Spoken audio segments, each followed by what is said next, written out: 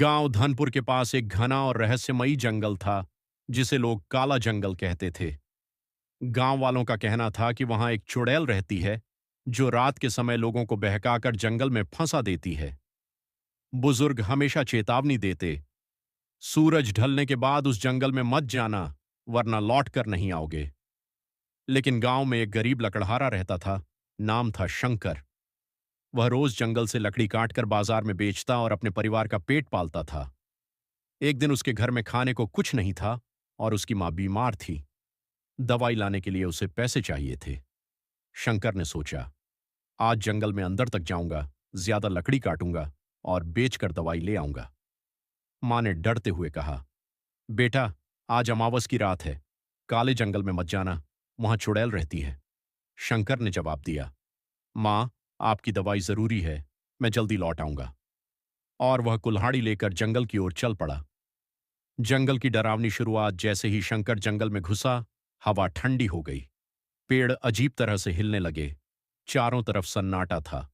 कुछ दूर जाने पर उसे लगा जैसे कोई उसके पीछे चल रहा है। तभी अचानक उसे एक धीमी हंसी सुनाई दी। ही ही ही। शंकर घबरा गया। उसने पीछे देखा, लेकिन वहां कोई नहीं था। उसने जल्दी जल्दी लकड़ी काटी और वापस लौटने लगा, लेकिन रास्ता उसे मिला ही नहीं। वह जितना चलता उतना ही जंगल और गहरा होता जाता। अब रात हो चुकी थी। रहस्यमयी झोपड़ी अचानक उसे दूर एक छोटी सी झोपड़ी दिखी, जिसमें हल्की रोशनी जल रही थी। शंकर राहत महसूस करके वहां पहुंचा और दरवाजा खटखटाया। दरवाजा अपने आप खुल गया। अंदर एक बूढ़ी औरत बैठी थी। उसके बाल बिखरे थे और आंखें लाल थीं। बूढ़ी औरत बोली, आ जा बेटा, बहुत थक गया होगा, खाना खा ले। शंकर को डर लगा, लेकिन भूख भी लगी थी। वह अंदर बैठ गया। बूढ़ी औरत ने एक थाली दी। शंकर ने जैसे ही खाना उठाया, उसकी नाक में बदबू आई। उसने ध्यान से देखा तो खाना नहीं, बल्कि कीड़े और कच्चा मांस था। शंकर की रूह कांप गई। चुड़ैल का असली रूप बूढ़ी औरत जोर से हंसने लगी। ही ही ही। फिर वह अचानक खड़ी हुई। उसकी आंखें लाल हो गईं, दांत बाहर निकल आए और नाखून पंजों जैसे हो गए। वह बूढ़ी औरत नहीं थी, वह एक चुड़ैल थी। चुड़ैल चीखी, आज तू मेरा शिकार बनेगा।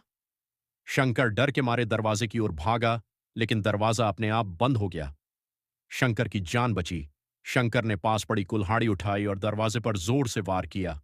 दरवाजा टूट गया और वह जंगल में भागने लगा। पीछे चुड़ैल उड़ती हुई आई और बोली, भाग मत, तू बच नहीं पाएगा।